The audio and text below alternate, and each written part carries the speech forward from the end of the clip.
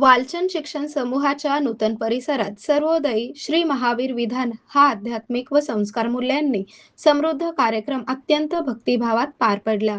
जैन तत्वज्ञानावर आधारित अशा विधानातून आत्मशुद्धी, संयम आणि अंतर्मुखता यांचा संदेश देण्यात आला.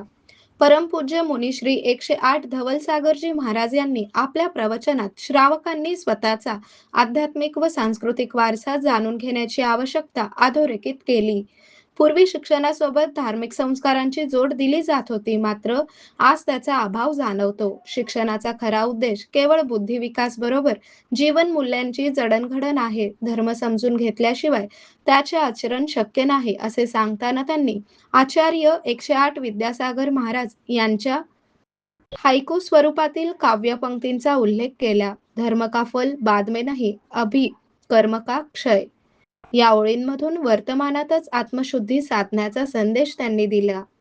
आरोग्य म्हणजे केवळ औषध नाही, तर निसर्गाच्या योग्य उपचारांनी मिळणारी खरी आरामदायक अनुभूती. सोलापूरमध्ये निसर्गोपचाराचं विश्वासाचं नाव लिमये निसर्गोपचार केंद्र. इथे उपलब्ध आहेत विना औषध उपचार पद्धती, ॲक्युप्रेशर, ॲक्युपंक्चर, कपिंग आणि मसाज थेरपी. सर्व प्रकारच्या आजारांवर निसर्गाच्या माध्यमातून